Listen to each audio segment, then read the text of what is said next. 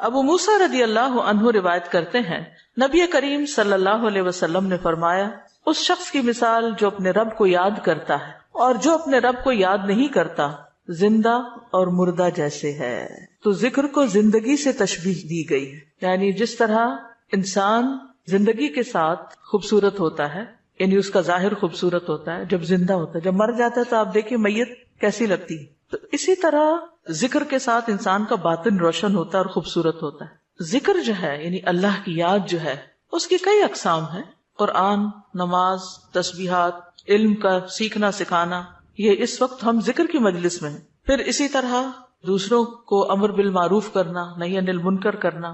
تو یہ جو ذکر ہے اس کی کسی بھی شکل میں یہ اللہ تعالیٰ کے نزدیک ہر چیز سے بہتر عمل ہے. نبی صلی اللہ علیہ وسلم نے فرمایا کیا میں تمہیں تمہارا بہترین عمل نہ بتاؤں جو تمہارے مالک کے نزدیک اچھا اور پاکیزہ ہے اور تمہارے درجات میں سب سے بلند ہے اور سونا چاندی کے خرچ کرنے سے بہتر ہے اور اللہ کی راہ میں جہاد کرتے ہوئے تمہارے کفار کی گردنیں مارنے اور ان کے تمہاری گردنیں مارنے سے بھی افضل ہے. صحابہ نے عرض کیا کیوں نہیں؟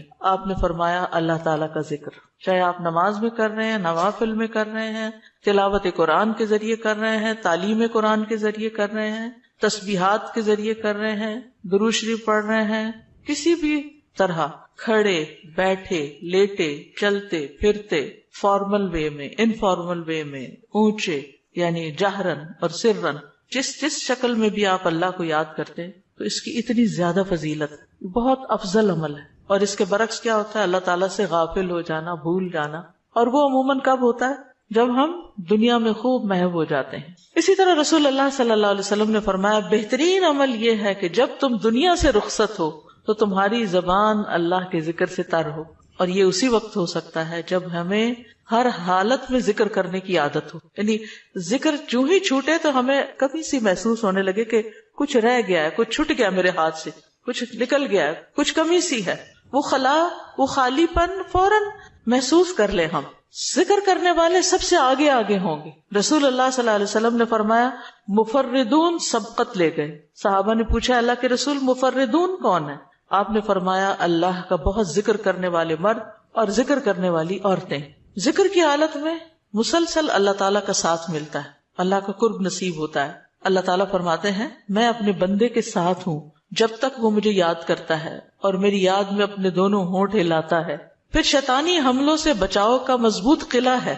یحییٰ علیہ السلام نے بنی اسرائیل کو خطاب کیا اور اس میں ایک بات یہ کہی کہ بندہ جب تک اللہ کے ذکر میں مصروف رہتا ہے تو شیطان کے حملوں سے محفوظ ایک مضبوط قلعے میں ہوتا ہے، یعنی دشمن سے بچا ہوا ہوتا ہے. پھر جنت کے باغیچے ہیں ذکر کی مجلسیں، جیسے یہ مجلس ہے.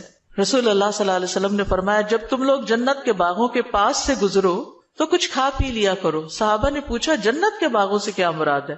آپ نے فرمایا مجالس ذکر، ذکر کی مجلسیں. قیامت کے دن سب سے زیادہ قابل رشک لوگ کون ہوں گے؟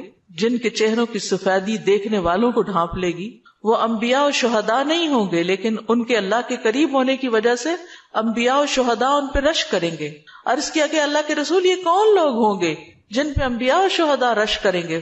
فرمایا یہ مختلف قبیلوں کا مجموعہ ہے، مختلف قبیلوں، مختلف بیک گراؤنڈ سے آئے ہوئے لوگ ہیں جو اللہ کے ذکر پہ جمع ہوتے ہیں اور عمدہ کلام کو اس طرح چن چن کر لیتے ہیں جیسے کھجور کھانے والا عمدہ کھجوریں چن چن کے لیتا ہے. تو مجھے اس حدیث کو پڑھتے ہوئے آپ لوگوں کا خیال آتا ہے کہ علم کی مجلس میں سے جو اہم نکتے ہیں وہ آپ اپنے پاس محفوظ کرتے جاتے ہیں. کچھ باتیں دل میں یاد ہیں اور کچھ قلم سے یعنی نوٹ بک میں نوٹ کرتے جا رہے ہیں. تو ایسی مجلسیں جو ہیں وہ انسان کے لیے ایک بہت بڑی نعمت ہے. پھر ذکر نہ کرنا باعث حسرت ہے. یاد رکھیے جب میں ذکر کا لفظ بولتی ہوں نا تو ذکر کی ساری اقسام ذہن میں لایا کریں، کیونکہ ہمارے ہاں ذکر صرف اللہ ہو کرنے کا نام بن گیا ہے. ذکر کی مجلس کیا ہے؟ جس میں سارے لوگ بیٹھ کے اندھیرا کر دیں اور پھر وہ اس انداز میں ذکر کریں کہ سارے ایک نعرے کی شکل میں اور مل کے کوئی آوازیں بلند کریں. صحابہ سے ایسے کوئی طریقے منقول نہیں ہیں. وہاں صحابہ کرام نبی صلی اللہ علیہ وسلم کی مجالس میں جو بیٹھ کے علم حاصل کرتے تھے اس کو بھی ذکر کی مجلس سمجھتے تھے اور ویسے بھی اکٹھے بیٹھ کر اللہ کو یاد کرتے تھے. جیسے مسجد نبی میں ایک دفعہ آپ تشریف لے گئے، 2 جماعتیں تھی، کچھ علم سیکھ سکھا رہے تھے اور کچھ بیٹھ کے ویسے ہی تسبیحات پڑھ رہے تھے اپنی اپنی. تو آپ علم والوں کے پاس گئے تو یہ بھی ذکر کی مجلس ہوتی ہے، یعنی علم کا سیکھنا سکھانا، اور بیٹھ کے تسبیح پڑھتے رہنا، ذکر کرتے رہنا، جیسے آپ حرم میں بیٹھ کے کرتے ہیں، کسی مسجد میں بیٹھے ہوتے ہیں، اس کے لیے ضروری نہیں ہوتا کہ کوئی تسبیحات کرنے کے لیے باقاعدہ لوگوں کو دعوت دے کر کوئی ایسے حلقے اکٹھے کیے جائیں۔ ذکر نہ کرنا باعث حسرت ہے۔ نبی صلی اللہ علیہ وسلم نے فرمایا جو لوگ کسی جگہ پر مجلس کریں لیکن اس میں اللہ کا ذکر نہ کریں اور نبی صلی اللہ علیہ وسلم پر درود نہ بھیجیں تو وہ ان کے لیے قیامت کے دن باعث حسرت ہوگی۔ اگرچہ وہ اجر و ثواب کی بنیاد پر جنت میں داخل ہو جائیں گے لیکن انہیں حسرت ہوگی کہ ہم نے یہ وقت کیوں گنوا دیا۔ ذکر نہ کرنے والے بدترین مخلوق ہیں، بد نصیب لوگ ہیں۔ عمرو بن ابسہ سے روایت ہے، رسول اللہ صلی اللہ علیہ وسلم نے فرمایا جب بھی سورج چڑھتا ہے اللہ عز و جل کی ہر ایک مخلوق اللہ عز و جل کی تسبیح اور حمد و ثنا بیان کرتی، یعنی صبح ہوتے ہی ساری مخلوق ذکر میں لگ جاتی، لیکن شیطان اور اولاد آدم میں سے آتا قسم کے لوگ ذکر نہیں کرتے۔ تو میں نے بنی آدم میں آتا قسم کے لوگوں کے بارے میں سوال کیا، آپ نے فرمایا بدترین مخلوق، یا فرمایا اللہ کی مخلوق میں سے بدترین لوگ، یعنی آسمان و زمین، سورج چاند ستارے، درخت شجر حجر، ہر چیز ذکر میں مشغول ہے سوائے ان لوگوں کے جو سو کے وقت گزار رہے ہیں یا غفلت میں پڑے ہوئے ہیں۔ حدیث نمبر 42، دو محبوب کلمات۔ عن ابی ہریرہ رضی اللہ عنہ قال قال النبی صلی اللہ علیہ وسلم کلمتان حبیبتان الی الرحمن خفیفتان علی اللسان ثقیلتان فی المیزان سبحان اللہ وبحمدہ سبحان اللہ العظیم۔ کتاب التوحید۔ ابو ہریرہ رضی اللہ عنہ روایت کرتے ہیں نبی کریم صلی اللہ علیہ وسلم نے فرمایا دو کلمے رحمان کو بہت محبوب ہیں، زبان پر بہت ہلکے ہیں لیکن قیامت کے دن ترازو میں بہت بھاری ہوں گے۔ سبحان اللہ و بحمدہ سبحان اللہ العظیم۔ اللہ اپنی حمد کے ساتھ پاک ہے، اللہ پاک ہے جو بہت عظمت والا ہے۔ تو جیسے ہم جانتے ہیں کہ نفلی عبادت میں افضل عمل اللہ کا ذکر ہے، تو یہاں پر اس ذکر کی خاص شکل بتائی گئی کہ اللہ تعالیٰ کی حمد و ثنا اور پاکی بیان کرنا۔ سبحانہ کا مطلب کیا ہوتا ہے کہ وہ پاک ہے۔ تو جس کلام میں، جس ذکر میں اللہ تعالیٰ کی پاکی بیان کی جائے، تسبیح بیان کی جائے اور حمد و ثنا بیان کی جائے، وہ اللہ تعالیٰ کا چنا ہوا کلام ہے۔ رسول اللہ صلی اللہ علیہ وسلم سے سوال کیا گیا کون سا کلام افضل ہے؟ آپ نے فرمایا جو اللہ نے اپنے فرشتوں اور بندوں کے لیے چنا۔ کیا فرمایا؟ جو اللہ نے اپنے فرشتوں اور اپنے بندوں کے لیے چنا۔ سبحان اللہ و بحمدہ، ٹھیک ہے، سبحان اللہ و بحمدہ۔ یہ تمام مخلوق کی نماز ہے، تمام مخلوق کی نماز ہے۔ نوح علیہ السلام کی وفات کا وقت جب آیا تو انہوں نے اپنے بیٹے سے فرمایا کہ میں تمہیں ایک وصیت کر رہا ہوں، دو باتوں کو کرنے کا حکم دیتا ہوں، دو باتوں سے روکتا ہوں۔ اور دو کرنے کے جو کام بتائے اس میں سے ایک لا الہ الا اللہ کا اقرار، کہ اگر ساتوں آسمان اور ساتوں زمینوں کو ترازو کے ایک پلڑے میں رکھ دیا جائے اور لا الہ الا اللہ کو دوسرے پلڑے میں، تو لا الہ الا اللہ والا پلڑا جھک جائے گا، اور اگر ساتوں آسمان اور ساتوں زمینیں ایک بند کڑے کی شکل اختیار کر لیں تو لا الہ الا اللہ اس کو بھی توڑ دے گا۔ اتنی طاقت ہے اس کلام کے اندر۔ اور دوسرا یہ کہ سبحان اللہ و بحمدہ کا ورد کرتے رہنا، کیونکہ یہ ہر چیز کی نماز ہے اور اس کے ذریعے مخلوق کو رزق ملتا ہے۔ اور میں تمہیں شرک اور تکبر سے منع کرتا ہوں، یہ دو منع کرنے والی چیز۔ اسی طرح ان کلمات کو اگر کوئی 100 دفعہ دن میں پڑھے تو اس کے گناہ مٹ جاتے ہیں، گناہ جھڑ جاتے ہیں، چاہے سمندر کی جھاگ کے برابر ہی کیوں نہ ہو۔ پھر اسی طرح ایک اور حدیث میں آتا ہے سنن ترمذی کی، جو شخص سبحان اللہ العظیم و بحمدہ کہتا ہے اس کے لیے جنت میں کھجور کا ایک درخت لگا دیا جاتا ہے، صرف ایک دفعہ کہنے سے۔ کہہ لیجئے سبحان اللہ العظیم و بحمدہ۔ اللہ کے راستے میں سونا خرچ کرنے سے بہتر ہے۔ رسول اللہ صلی اللہ علیہ وسلم نے فرمایا جو رات سے خوف کھائے، اکیلا ہونے کی وجہ سے یا ویسے اس کو اندھیرے کا فوبیا ہو، کہ جو رات سے خوف کھائے کہ وہ اس کو پریشان کرے گی، یا مال خرچ کرنے سے بخل کرے کہ دینے کو دل نہ چاہے، یا دشمن سے مقابلہ کرنے سے ڈرے، تو وہ اس قول کی کثرت کر دے سبحان اللہ و بحمدہ، سبحان اللہ و بحمدہ، کیونکہ یہ اللہ کے نزدیک سونے کا پہاڑ اللہ کے راستے میں خرچ کرنے سے زیادہ محبوب ہے۔ ہم میں سے کس کی وسعت ہے کہ سونے کا پہاڑ اللہ کے راستے میں خرچ کرے؟ نہیں کر سکتے، تو اس لیے اس کلمے کو ہی زیادہ سے زیادہ پڑھ لینا چاہیے۔ اسی طرح سبحان اللہ، لا الہ الا اللہ، الحمدللہ، یہ کلمات عرش کے ارد گرد چکر لگاتے اور ان کی بھنبھناہٹ ہوتی شہد کی مکھیوں کی بھنبھناہٹ کی طرح، اور وہ اپنے ذکر کرنے والے کی اللہ کے ہاں یاد دلاتے ہیں۔ تو آپ نے فرمایا کیا تم میں سے کوئی یہ پسند نہیں کرتا کہ اس کے لیے کوئی ایسا ہو جو ہمیشہ اللہ کے ہاں اس کی یاد دلائی جاتے رہے، یعنی کوئی ایسا طریقہ ہو کہ ہمیشہ عرش کے ارد گرد آپ کا ذکر ہوتا رہے. قیامت کے دن بھی یہ انسان کا بچاؤ کریں گے، یعنی جہنم سے بچانے کے لیے سبحان اللہ والحمد للہ ولا الہ الا اللہ واللہ اکبر. پھر اہل جنت کا ذکر کیا ہوگا؟ ان کے سانس کے ساتھ ان کو تسبیح و تحمید سکھا دی جائے گی کہ بولنا بھی نہیں پڑے گا، سانس لیں گے اور سانس کے ساتھ اللہ کا ذکر جاری ہو جائے گا. یہ جو احادیثوں نے بیان کی، یہ آپ کے پاس کارڈ ہونا چاہیے تسبیحات کی فضیلت والا، اس میں لکھی ہوئی ہیں، دوسروں کے ساتھ بھی شیئر کریں، اور خاص طور پہ بچوں کو ذکر کرنا سکھائیں. ان کے اندر بھی ایک کامنس آتی، ایک سکینت آتی ہے. ہم بعض اوقات یہ سوچتے ہیں یہ تو بچے ہی ہیں، ابتدائی عمر سے، چھوٹی عمر سے کہ چلو یہ پڑھو، انگلیوں پہ گنتے ہیں، اچھا تم نے کتنی دفعہ پڑھ لی، کتنے جنت میں درخت لگائے، تو آہستہ آہستہ ان کو عادت ہو جاتی. پھر ذکر کی ایک قسم اللہ کے نام پڑھنا، اللہ کے نام یاد کرنا. عن ابی ہریرہ ان رسول اللہ صلی اللہ علیہ وسلم قال ان للہ 99 اسما 100 الا واحدا من احصاها دخل الجنہ. کتاب التوحید. ابو ہریرہ رضی اللہ عنہ سے روایت ہے کہ رسول اللہ صلی اللہ علیہ وسلم نے فرمایا، بے شک اللہ کے 99 نام ہیں، 99، ایک کم 100. جو شخص ان سب کو محفوظ رکھے گا، یاد کر لے گا، وہ جنت میں داخل ہوگا. من احصاها، تو احساس سے مراد ان کو گننا، ان کے معنی پہچاننا، ان کے تقاضے کے مطابق عمل کرنا. خالی لکھ کے یا جمع کر کے یاد کر لیا جائے اور مطلب ہی نہ پتا ہو اور اس کے مطابق عمل نہ ہو تو پھر یہ وعدہ نہیں پورا ہوتا.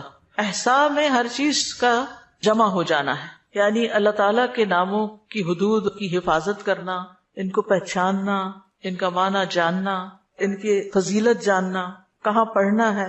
امام ابن قیم کہتے ہیں کہ اللہ کے اسماء کو گن کر محفوظ کرنے کے کچھ مراتب ہیں. بندہ جب ان ناموں کو یاد کر لیتا ہے تو وہ جنت میں داخل ہو جاتا ہے، اور یہی اس کی سعادت اور نجات اور فلاح کا مرکز ہے. وہ کہتے ہیں پہلا مرتبہ ان کے الفاظ کو گننا اور شمار کرنا، دوسرا مرتبہ ان کے معنی اور مدلول کو سمجھنا، تیسرا مرتبہ ان کے ساتھ دعا مانگنا. قرآن میں آتا نا وَلِلَّهِ الْأَسْمَاءُ الْحُسْنَى فَادْعُوهُ بِهَا، اور اللہ ہی کے لیے ہیں اچھے اچھے نام، بس تم اس کو ان کے ساتھ پکارو، اللہ کے نام لے کے، جیسے یا حی یا قیوم، یا اللہ، یا رب، یا رحمان، یا رحیم، یا کریم، یا ذی الجلال والاکرام، اور باقی بھی اسی طرح. پھر ہے دعا مانگنے کے 2 مرتبے ہیں. نمبر 1 دعا العبادہ، یعنی اللہ کی تعریف ان ناموں کے ساتھ کرنا. ہمارا رب رحیم ہے، کریم ہے، تو یہ تعریف عبادت کی دعا ہوتی ہے، دعا العبادہ کہتے ہیں اس کو. اور دوسرا ہے دعا المسئلہ، طلب اور مانگنے کی دعا، کہ ان ناموں کے ساتھ پکار کے اللہ کو پھر سوال کرنا. اور اسماء حسنہ کے ساتھ یہ نہیں کہ اپنی طرف سے اللہ تعالیٰ کا کوئی نام بنا کے اور پھر اس سے دعا کرنا، یا موجود، یا ذات، یا شیء، اس طرح کی باتیں نہیں، بلکہ اللہ کے جو پراپر نام قرآن و سنت سے ثابت ہیں ان کے ساتھ دعا مانگنا. تو یاد رکھیے کہ اللہ کی پہچان یہ علم کا پہلا مرتبہ ہے. سب سے پہلے جس کو جاننا چاہیے، جس کے بارے میں ہمیں معلوم ہونا چاہیے کہ وہ کون ہے، وہ اللہ رب العزت. فَاعْلَمْ أَنَّهُ لَا إِلَهَ إِلَّا هُوَ، جان لو کہ اللہ کے سوا کوئی الہ نہیں. یہ علم ہر ایک پر فرض ہے کہ ہمارا خالق کون ہے، ہمارا مالک کون ہے، ہمارا رازق کون ہے، ہمارا معبود کون ہے، ہماری مشکل کشا کون ہے، ہمارا حاجت روا کون ہے، اور جو بھی اللہ تعالیٰ کے باقی نام ہے، پہچان. یہ علم تمام علوم سے افضل ہے، کیونکہ جب ایک انسان، کوئی بچہ، بوڑھا، جوان اللہ تعالیٰ کو جان لیتا ہے نا، تب ہی اس کی زندگی درست ہوتی، تب ہی اس کو واقعی ہدایت ملتی، تبھی وہ اللہ کے لیے سب کچھ کرتا ہے، تبھی اس کے اندر تقویٰ پیدا ہوتا ہے، تبھی وہ حلال حرام کی تمیز کرتا ہے. کیونکہ یہ سب کچھ کرنا اس کے لیے، اللہ نے اپنی عبادت کے لیے پیدا کیا، اور اگر ہم اللہ ہی کو نہیں پہچانتے تو عبادت کس کی کر رہے ہیں؟ تو پہلا کام اللہ کی پہچان ہے، اللہ کی معرفت، خود بھی اور اپنی آل اولاد کو بھی اور اپنے آس پاس کے لوگوں. اور اللہ کی پہچان کے لیے اللہ کے ناموں کا علم حاصل کرنا ضروری. پھر اس سے ایمان میں بھی اضافہ ہوتا ہے. جتنا جتنا آپ اللہ کو زیادہ جانتے چلے جاتے ہیں اتنا اتنا آپ کا ایمان بڑھتا ہے. اسی لیے اس کو اشرف العلوم کہا گیا ہے کہ تمام علوم کا سردار ہے یہ. پھر اسی طرح اللہ تعالیٰ کے ناموں کو پڑھنے، یاد کرنے، جاننے، سمجھنے کے بارے میں کچھ اصول و قواعد ہیں. اس میں پہلی بات یہ کہ اللہ کے تمام نام توقیفی ہیں، اس میں عقل کی کوئی گنجائش نہیں، یعنی بذریعہ وحی معلوم ہوئے. ہم اپنے پسند سے اللہ کا کوئی نام نہیں رکھ سکتے. یعنی آپ یہ نہیں کہہ سکتے کہ مجھے اللہ سے بڑی محبت ہے تو میرا دل چاہتا ہے میں اللہ تعالیٰ کا یہ نام رکھ دوں، خود سے کیوں رکھ دوں، یہ نہیں کر سکتے آپ، ٹھیک ہے؟ کسی انسان کو، کسی بشر کو، کسی جن کو، کسی فرشتے کو یہ اختیار نہیں کہ وہ اپنی مرضی پسند سے اللہ کا کوئی نام رکھ دے اور اس سے اس کو پکارنا شروع کر دے، اور اس کی لاجک صرف یہ دے کہ یہ تو محبت کی بات ہے اور میں محبت سے یوں پکارتی ہوں اللہ کو. نہیں، اس کی اجازت نہیں، کیونکہ جتنا اللہ تعالیٰ خود اپنے آپ کو جانتا ہے ہم نہیں جانتے، اور جتنا اس نے چاہا ہمیں اپنے بارے میں علم دیا، اور وہ علم بھی نبی صلی اللہ علیہ وسلم کے ذریعے ہم تک پہنچا ہے، تو اس کو حاصل کرنے کی کوشش کریں. پھر اسی طرح دوسری بات یہ کہ اس بارے میں کتاب و سنت سے آگے نہ بڑھیں، عقل، رائے، خواہش. امام احمد کہتے ہیں اللہ کی صفت نہیں بیان کی جائے گی مگر وہی جو خود اس نے اپنی ذات کی بیان فرمائی ہے یا رسول اللہ صلی اللہ علیہ وسلم نے بیان کی ہے. ہم قرآن و سنت سے آگے نہیں بڑھیں گے، خود یا کسی عالم یا کسی اور انسان کے بتائے ہوئے نام کے مطابق نہیں کام کریں گے. پھر اگلی بات یہ کہ اللہ کے ناموں میں الحاد سے بچنا چاہیے. الحاد سے، الحاد کا مطلب کیا ہے؟ سیدھے رستے سے ہٹ جانا. لحد ہوتی ہے نا وہ قبر جو بغلی قبر ہوتی ہے، نیچے گڑھا کھودتے کھودتے سائڈ پہ قبر کھودنا شروع کر دیں. تو اس کی بہت سی صورتیں ہو سکتی، جیسے اللہ کے کسی نام کا انکار کر دیا جائے، یا نام جن صفات پر دلالت کر رہے ہیں ان کا انکار کر دیا جائے، جیسے امت میں کچھ ایسے فرقے گزرے ہیں کہ جو یہ کام کرتے رہے ہیں. پھر اسی طرح بغیر تحریف، تعطیل، تکییف اور تمثیل کے اسماء و صفات پر ایمان لانا ضروری. تحریف یعنی خود تبدیلی کرنا، تعطیل یعنی کسی صفت کو معطل کر دینا، تکییف کسی کیفیت کو بتانا، تمثیل یعنی مثال بیان کرنا، ان چیزوں سے بچنا چاہیے. پھر ایک اہم بات یہ بھی یاد رکھیے کہ 99 تو ہمیں بتایا گیا کہ اتنے تو کم از کم یاد کر لو، لیکن یہ یاد رکھیے اللہ کے صرف 99 نیم نہیں ہیں، وہ اس سے زیادہ ہیں. اس لیے بعض کتابوں میں آپ کو زیادہ بھی ملیں گے، لیکن یہاں مراد کیا ہے کہ یعنی اتنے تو زبانی یاد کر سکتا ہے انسان، یا آسانی سے ہر ایک کو معلوم ہو ہی سکتے ہیں. کیونکہ حدیث میں آتا ہے اسألک بکل اسم هو لک سمیت به نفسک وانزلته فی کتابک او علمته احدا من خلقک او استأثرت به فی علم الغیب عندک. اے اللہ میں تجھ سے تیرے ہر نام کے واسطے سے دعا کرتا ہوں، وہ نام جو تو نے اپنی ذات کے لیے رکھے، یا جو نام تو نے اپنی کتاب میں اتارے، یا وہ جو اپنی مخلوقات میں سے کسی کو سکھا دیے، یا وہ نام جو تو نے اب تک اپنے خزانہ غیب میں محفوظ رکھے. اس سے کیا پتہ چلتا ہے کہ کچھ نام تو خزانہ غیب میں ہے. اور جیسے حدیث شفاعت میں آتا ہے نا کہ نبی صلی اللہ علیہ وسلم کو اللہ تعالیٰ قیامت کے دن اپنی حمد و ثنا بیان کرنے کی تعریف کرنے کے لیے وہ کچھ سکھائیں گے جو اس سے پہلے نہیں سکھائی ہوگی وہ تعریف، تو اس کے ذریعے نبی صلی اللہ علیہ وسلم اللہ کی تعریف بیان کریں. یعنی وہ علم ابھی تک نبی صلی اللہ علیہ وسلم کے پاس بھی نہیں، وہ قیامت کے دن دیا جائے گا، جس کی بنا پر آپ اللہ تعالیٰ کی تعریف کریں گے، پھر دعا کریں گے، اور پھر آپ کو شفاعت کا اذن دیا جائے گا، جو شفاعت کبریٰ کی حدیث آتی ہے. الہدیٰ نے اللہ تعالیٰ کے ناموں کا ایک کارڈ ریوائز کر کے چھاپا تھا، جس میں قرآن اور سنت کی دلیل سے وہ نام دیے گئے ہیں، اور باقی جو تاج کمپنی کے چھپے ہوئے نام، ان میں کچھ نام ایسے ہیں جو اللہ کے نام نہیں ہیں، وہ اللہ تعالیٰ کے افعال ہیں جن سے لوگوں نے خود نام بنا لی. جیسے المذل اللہ کا نام نہیں ہے، یہ اللہ کا نام نہیں ہے، لیکن ذلت دینے والا اللہ ہے، تو ذل من تشاء، تو اس سے لوگوں نے نام اسم فائل کر کے تو مذل بنا لیا. تو یہ نام نکال دینے چاہیے، ٹھیک ہے، کیونکہ قرآن و سنت سے نہیں ملتے. تو کچھ اللہ تعالیٰ کے نام ہیں، صفات ہیں، اور کچھ افعال بھی ہیں کہ اللہ تعالیٰ کیا کیا کرتا ہے. تو قرآن سے ہمیں وہ بھی پتہ چلتا ہے کہ اللہ تعالیٰ کیا کرتا ہے، اسے زندگی دیتا ہے، موت دیتا ہے، رزق دیتا ہے، وغیرہ وغیرہ. حدیث نمبر 44، پورے یقین کے ساتھ دعا کرنا. دعا بھی ذکری کی ایک قسم ہے.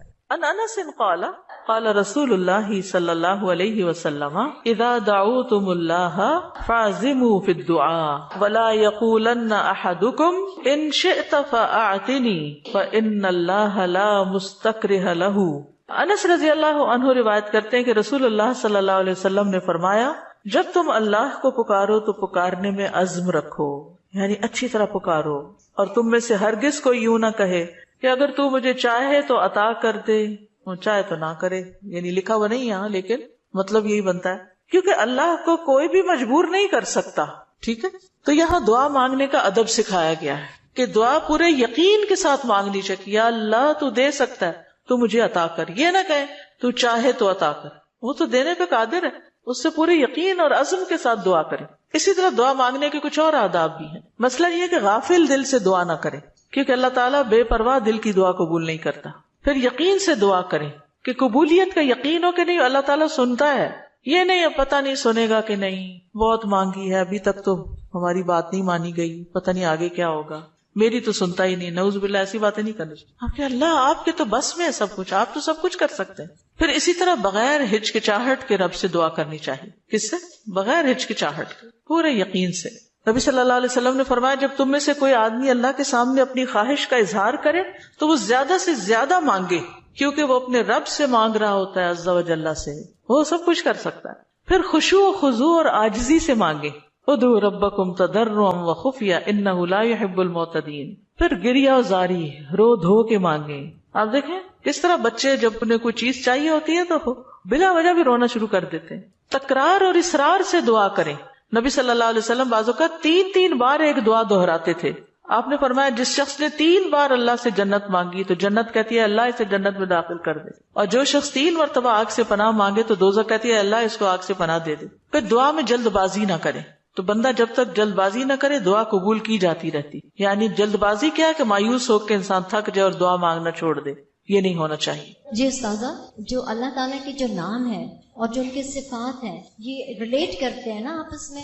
اس کی ساری صفات اس کے ناموں میں، یعنی ناموں میں ہی اس کی صفات. یعنی ذکر کی ایک قسم جو ہے نا غور و فکر بھی ہے کائنات میں، اور اس کے ذریعے اللہ کو یاد کرنا. کیونکہ جتنی تقصیر ہم کرتے ہیں کمی کوتاہی دعا میں، وہ اسی وجہ سے کرتے ہیں کہ ہمیں اللہ کی پہچان نہیں ہوتی. آپ دیکھیے جب ہمیں لوگوں کی پہچان ہوتی ہے نا کہ کون کتنا سخی ہے تو ہمیں اس سے اسی کے مطابق توقع ہوتی. امی سے عیدی اتنی ملے گی اور ابا سے اتنی ملے گی، کیونکہ ہم دونوں کا مزاج پہچانتے ہیں کہ کون کتنا دیتا ہے. اسی طرح خالہ مامی دادی سب کا پتا ہوتا ہے کہ کون کیا کرتا ہے. تو اگر انسانوں کا تھوڑا بہت ہمیں پتا ہوتا ہے اور اس کے مطابق ہی ہماری ایکسپیکٹیشن ہوتی ہے، تو جس کو اللہ کا پتا چل جائے کہ وہ کیا عظیم ہستی ہے، پھر اس کی دعا کی ایکسپیکٹیشن کتنی بڑی ہوگی کہ وہ کیا کچھ نہیں دے سکتا اور کیا کچھ اس سے مانگنا چاہیے. وہ تو کبھی مایوس ہی نہیں ہو سکتا انسان. اساتذہ السلام علیکم. یہ جو ہم لوگ الہدا میں بھی پڑھاتے ہیں نسلوں کا یوم، اس کے اندر بھی یوم عزو آتا ہے، تو کیا کوئی نیا ورژن ہے جس؟ بالکل نیا ورژن بھی ہے. کارڈز لے لیجئے اور نئے ورژن کی ریکارڈنگ بھی ہم نے کروا لی ہوئی ہے. ساجد محترم، یہاں پہ آپ نے ابھی فرمایا نا کہ تو چاہے تو عطا کر، یہ نہیں کہنا چاہیے، تو اس کی تھوڑی سی وضاحت کر دیں کیونکہ میرے ذہن میں بھی آ رہا ہے کہ ہم جب یہ کہتے ہیں، آپ نے بھی فرمایا نا کہ تو جو چاہے وہ عطا کر دے، ہمیں یہ نہیں کہنا چاہیے تو چاہے تو عطا کر دے. ہاں، اگر تو چاہے تو عطا کر دے. اس کی تھوڑی سی وضاحت کر دیں کیونکہ میرے ذہن یعنی اس کا مطلب یہ ہے کہ مثلا مجھے گھر چاہیے، اللہ اگر آپ کی مرضی ہے تو دے دیں، نہیں تو نہ سے. یہ نہیں کہنا چاہیے. بندوں کے ساتھ ہم ایسے معاملے کر رہے ہوتے ہیں نا، دینا تو دو نہیں تو نہ دو، تو اللہ کے ساتھ ایسے نہیں کرنا، یہ بے ادبی ہے. استاذہ یہ جو آپ نے کہا کہ جس کا آخری کلام لا الہ الا اللہ ہوگا تو وہ جنت میں جائے گا، جیسے ہماری آنٹی حالت نیزہ سے 2 دن پہلے ہم نے ان کو پڑھایا، انہوں نے ورد کیا، اس کے بعد وہ کومے میں چلے گئی، تو ان کے لیے ہم یہ امید رکھ سکتے ہیں کہ ان کا آخری کلام یہی ہے لا الہ الا اللہ؟ یعنی آخری بات جو کی وہ لا الہ الا اللہ تھی، چاہے اس کے بعد 1 دن بعد فوت ہوئے یا 2 دن بعد. اور ایک اور بات، بعض اوقات قومے میں ہوتے ہوئے بھی سن رہے ہو، اور کئی لوگوں کا یہ پتہ چلتا ہے کہ وہ آہستہ آہستہ زبان بھی ہلا رہے ہو، اور کئی لوگوں کا یہ بھی میں نے سنا ہے، مطلب لوگوں کے ڈیتھ کے جو حالات واقعات سنتے ہیں کہ بے ہوشی تاری رہی اور فوت ہونے سے تھوڑی دیر پہلے آنکھیں بھی کھولی اور منہ بھی ہلایا اور پھر دوبارہ چلے گئے. تو یہ اللہ کی دی ہوئی توفیق ہے، ہمیں توفیق مانگنی چاہیے کہ اللہ ہمارا آخری کلام لا الہ الا اللہ. آپ نے بھی ذکر کیا ہے، ذکر کا فضیلت بیان کی ہے، تو مجھے یہ بات سمجھ آئی ہے کہ جب ہم لوگ دن رات میں ذکر کرتی ہیں، ہماری زبان تر رہتی ہے ذکر سے، جوارے اس چیز کی گواہی دیتے ہیں، تو وہ جو ہے آپ کا جو اندر احساس ہے وہ یہ ہوتا ہے کہ ہمارا ٹائم ویسٹ نہ ہو، ٹھیک ہے، اور ہم لوگ جو ہے نا فضولیات سے وہ اجتناب کرتے ہیں اس چیز کو کہ ہم نے ذکر کرنا ہے، اپنی نیکیوں کو اضافہ کرنا ہے، خیر و برکتیں مانگنی ہے. کیا یہ چیز جو ہے ہمارے خشوع و خضوع میں اضافہ کر سکتی ہے؟ ذکر کے تو بہت سی برکات ہیں، اور اس میں سے یہ بھی ہے 2 چیزیں جو ہے نا ذکر میں بڑا فائدہ دیتی ہے. ایک ہے کہ ٹارگٹ ڈیلی سیٹ کرے، جیسے 100 دفعہ یہ سبحان اللہ و بحمدہ کہا گیا، یہ منیمم بیئر منیمم ہے کہ آپ یہ 100 دفعہ سورج نکلنے سے پہلے اور سورج غروب ہونے سے پہلے پڑھ لیں عصر کے بعد. پھر اسی طرح یہ ہے کہ نبی صلی اللہ علیہ وسلم دن میں 70 سے 100 بار استغفار کرتے. ٹارگٹ سیٹ کر لیں کہ میں نے لازمی یہ تو کرنا ہی کرنا ہے، اتنا تو کرنا ہے، زیادہ ہو جائے تو بہت ہی اچھا، کیونکہ حدیث میں آتا ہے نا طوبی لمن وجد الاستغفار فی صحیفتہ، کہ خوشخبری ہے اس کے لیے جو اپنے اعمال نامے میں استغفار کی کثرت پائے. پھر آپ دیکھیے درود شریف ہے، اگر کوئی اپنی ساری دعا کو درود شریف ہی بنا لے تو اس کے لیے ہر چیز کافی ہو جاتی. کم از کم ایک تسبیح درود شریف کی، اور اگر وہ نہیں نصیب تو صبح 10 دفعہ، شام 10 دفعہ، دن کا آغاز اختتام تو لازمی درود شریف کے ساتھ ہو. پھر اسی طرح لا حول ولا قوت الا باللہ ہے، جنت کے خزانوں میں سے. اگر ہمیں دنیا کا کوئی خزانہ بتایا جائے تو ہم لوٹنے چلے جائیں اس کو. یہ تو جنت کا خزانہ ہے وہ اکٹھا کرنے کے لیے. اس کی تسبیح کر لیں, لا الہ الا انت سبحانک انی کنت من الظالمین, کم از کم 100 دفعہ پڑھ لیں. 100 دفعہ نہیں 10 دفعہ ہی رکھ لیں, لیکن ڈیلی پڑھیں. پھر اسی طرح سبحان اللہ والحمد للہ ولا الہ الا اللہ واللہ اکبر. اس کی بے پناہ فضیلت اور اس کی بے شمار فضائل ہیں اگر اس کی ایک تسبیح آپ کر سکیں. اب یہ ہے کہ اتنا کچھ اوور ویلمنگ ہو جاتا ہے, یہ بھی کر لو, یہ بھی کر لو, یہ بھی کر لو. کچھ چیزیں صبح کے وقت کے لیے رکھ لیں, کوئی دوپہر کے لیے رکھ لیں, کوئی شام کے لیے رکھ لیں, کوئی کہیں اگر آپ آتے جاتے ہیں اس کے لیے رکھ لیں, کوئی کسی کام کے ساتھ باندھ لیں. اگر آپ نے ٹارگٹ سیٹ کر لیا نا کہ یہ تو کرنا ہی کرنا ہے تو انشاءاللہ کر بھی لے گی. اگر کسی وجہ سے کوئی آگے پیچھے ہو بھی گیا تو رات کو سونے سے پہلے کر لیں. اگر ایک دن کچھ کمی بیشی ہوگی اگلے دن پورا کر. اپنے اوپر پابندی آپ نے خود لگانی کہ یہ تو میں نے کرنا ہے, ٹھیک ہے. دوسری چیز یہ ہے کہ اگر نہ کریں تو پھر اس پر اپنے آپ کو پنش بھی کریں, اس کے عوض کچھ صدقہ کریں, کیونکہ اپنی عادتوں کی اصلاح خود ہی کرنی. روزہ رکھیں, یعنی کمپنسیٹ کریں اپنے آپ کو, کیونکہ انسان کے جسم کے ہر جوڑ پہ روز صدقہ واجب ہوتا ہے. یہ تسبیحات جو ہیں وہ جوڑوں کا صدقہ بھی ہیں, ٹھیک ہے. تو اوقات مقرر کریں, اپنے لیے خود مقرر کریں, خاص طور پر جو مسنون تعداد آئی ہے اس کی پابندی کریں. اور باقی یہ تو ویسے کی تسبیحات ہیں نا, لیکن جو صبح شام کے اذکار ہیں ان کی پابندی کریں. رات کو سوتے وقت کے اذکار کی پابندی, گھر سے نکلتے آتے جاتے اٹھتے بیٹھتے سارے دن کے جو مسنون اذکار ہیں. دعا کیجئے, کتاب کس کس کے پاس ہے؟ الحمدللہ سب کے پاس ہے. اس میں زندگی کے مختلف مواقع پر جو دعائیں کی جاتی, دعا جو وہ بذات خود ایک ذکر کی قسم, ٹھیک. فَإِذَا قَالَ سُبْحَانَكَ اللَّهُمَّ وَبِحَمْدِكَ وَأَثْنَى عَلَى اللَّهِ تَعَالَى بِمَا هُوَ أَهْلُهُ فَقَدْ خَرَجَ عَنِ الْغَفْلَةِ الَّتِي هِيَ حِجَابٌ أَيْضًا بَيْنَهُ وَبَيْنَ اللَّهِ تَعَالَى وَأَتَى بِالتَّحِيَّةِ وَالثَّنَاءِ الَّذِي يُخَاطَبُ بِهِ الْمَلِكُ عِنْدَ الدُّخُولِ عَلَيْهِ تَعْظِيمًا لَهُ وَتَمْجِيدًا وَمُقَدِّمَةً بَيْنَ يَدَيْ حَاجَتِهِ فَكَانَ فِي هَذَا الثَّنَاءِ مِنْ أَدَبِ الْعُبُودِيَّةِ وتعظیم المعبود ما يستجلب به اقبالہ علیہ ورضاہ عنہ واسعافہ بحوائجہ. دعائے استفتاح. پھر جب وہ سبحانک اللہم و بحمدک یعنی پاک ہے تو اے اللہ اور سب تعریف تیرے ہی لیے ہے کہتا ہے اور اللہ تعالیٰ کی ثنا بیان کرتا ہے جو اس کی شان کے لائق ہے, تو وہ اس غفلت سے بھی باہر نکل آتا ہے جو اس کے اور اللہ تعالیٰ کے درمیان رکاوٹ تھی. وہ اس کی تعظیم اور بزرگی بیان کرنے کے لیے اپنی ضرورت سے پہلے بطور تمہید ایسا تحیہ اور تعریف بجا لائے گا جس طرح بادشاہ کے پاس داخل ہوتے وقت مخاطب کیا جاتا ہے. چنانچہ یہ تعریف بجا لانا عبودیت کے آداب میں سے ہے اور معبود کی تعظیم ہے جس کے ذریعے وہ معبود کو اپنی طرف متوجہ کر لے گا اور اس کی رضا پا لے گا اور اپنی حاجات میں اس کی مدد حاصل کر لے گا. تو یہاں یہ بتاتے ہیں کہ دعا استفتاح پڑھنے کا مقصد کیا ہے, کیوں پڑھی جاتی, اس کا کیا فائدہ ہے, اس سے کیا حاصل ہوتا ہے, اس کا کیا نتیجہ نکلتا ہے. یعنی نماز کا کوئی بھی سٹیپ جو ہے وہ بے مقصد نہیں ہے, بے معنی نہیں ہے.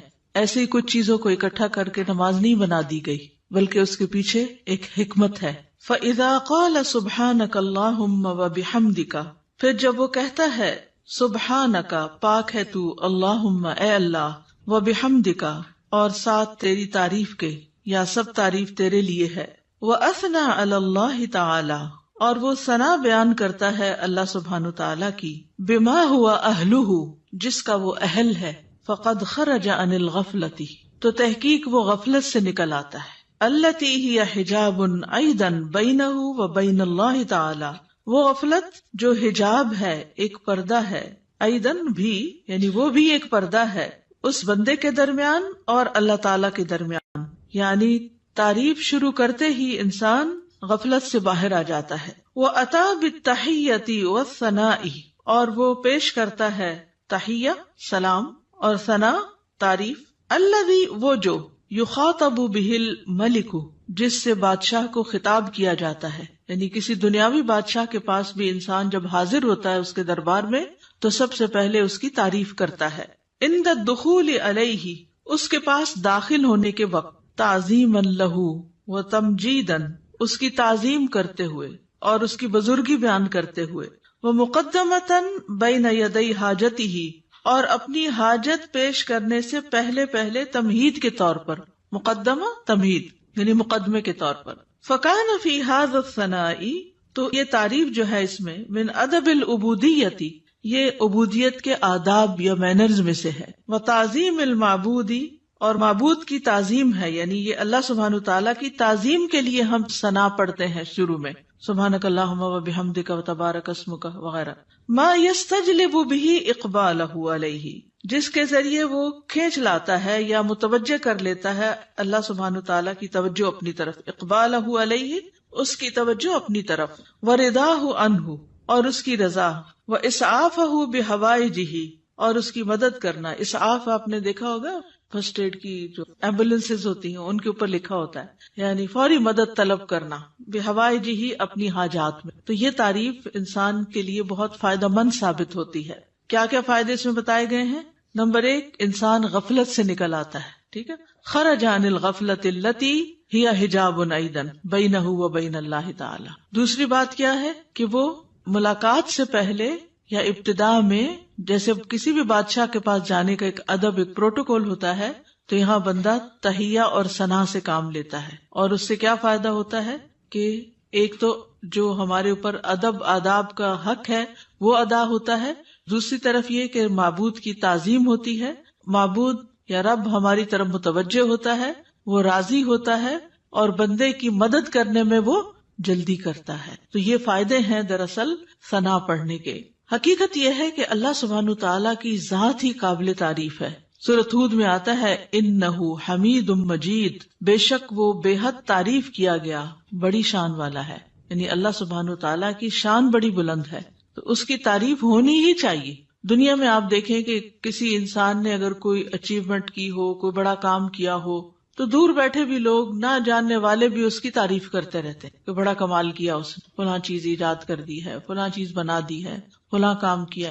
تو اس بندے کو نہیں پتا ہوتا کہ کون کون اس کی تعریفیں کر رہا ہے. لیکن جب اس کی ذات سے کسی کو فائدہ پہنچتا ہے تو جس کو فائدہ پہنچتا ہے وہ خود ہی تعریف کے لیے آگے آ جاتا ہے. تب آپ دیکھیے کہ اللہ سبحانہ تعالیٰ کی ذات سے ہمیں کتنا فائدہ پہنچ رہا ہے اور کیا کیا کمالات ہیں.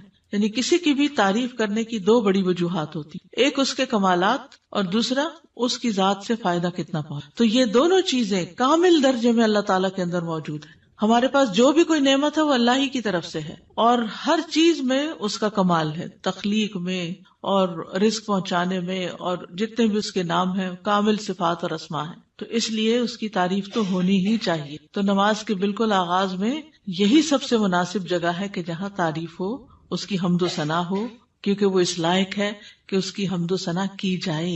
یعنی آپ دیکھیے کہ جب کوئی حمد و ثنا کے لائق ہوتا ہے تو اس کی اگر کوئی تعریف نہیں بھی کرے تو اس کو تو کوئی نقصان نہیں، کیونکہ وہ تو ہے ہی قابل تعریف. نقصان کس کا ہوتا ہے کہ جو دیکھ رہا ہے، جو فائدہ اٹھا رہا ہے، وہ چپ بیٹھا ہے، وہ کوئی تعریف نہیں کر رہا. اور یہ تعریف جو ہے یہ دراصل شکر ادا کرنے کا ایک طریقہ ہوتا ہے، اور اللہ کا وعدہ ہے کہ اگر تم شکر ادا کرو گے تو میں تمہیں اور زیادہ دوں گا. تو اس احساس کے ساتھ جب انسان اللہ کی تعریف بیان کرتا ہے تو دراصل اللہ سبحانہ تعالیٰ کو بندہ اپنے قریب پاتا ہے، اس سے کنیکشن ہو جاتا ہے اس کا، اور یہ سراسر بندے کے اپنے ہی فائدے میں. ہمارا تعریف کرنا اللہ تعالیٰ کی اللہ تعالیٰ کو فائدہ نہیں دیتا، یہ دراصل خود ہم ہی کو فائدہ دے رہا ہوتا ہے. کیونکہ تعریف کرنے کا بھی ایک مزہ ہوتا ہے، کیونکہ تعریف کرنے والا صرف اس وقت تعریف کر سکتا ہے جب وہ کسی خوبی کو دیکھنے کے قابل ہوتا ہے. یعنی اگر ہم تعریف کرتے ہیں تو اس کا مطلب یہ ہے کہ ہمارے اندر یہ صلاحیت ہے کہ ہم خوبیوں کو دیکھ پاتے ہیں. تو اس میں صرف ممدوح کی حمد نہیں ہوتی یا اللہ سبحانہ تعالیٰ ہی کی تعریف نہیں ہوتی، بلکہ ایسا بندہ بھی ایسے خالق کے ساتھ جب جڑتا ہے تو وہ بھی قابل تعریف ہو جاتا ہے. یعنی وہ بندہ بھی قابل تعریف ہو جاتا ہے جو اپنے خالق کی تعریف کرتا ہے. کیونکہ ناشکر لوگ کسی کو بھی اچھے نہیں لگتے، پسند نہیں آتے. اور وہ لوگ جو اپنی آنکھیں ہی باندھ رکھیں اور غفلت کا شکار رہیں اور سوئے پڑے رہیں اور اللہ کی نعمتوں کو دیکھ ہی نہ سکیں یا اس سے ناراض رہیں، ایسے لوگ دراصل اپنا ہی نقصان کرتے ہیں. ایک حدیث سے ہمیں پتہ چلتا ہے کہ بندے اگر اللہ تعالیٰ کو دیکھ لیں تو اور بھی زیادہ اس کی تعریف کریں. ابھی تو بن دیکھے کرتے ہیں نا، اس کی نشانیاں دیکھ دیکھ کے. ابو ہریرہ رضی اللہ عنہ بیان کرتے ہیں کہ رسول اللہ صلی اللہ علیہ وسلم نے فرمایا، بلا شبہ اللہ کے کچھ فرشتے ایسے ہیں جو اہل ذکر کو تلاش کرتے ہوئے راستوں میں چکر لگاتے رہتے ہیں. جب وہ کچھ لوگوں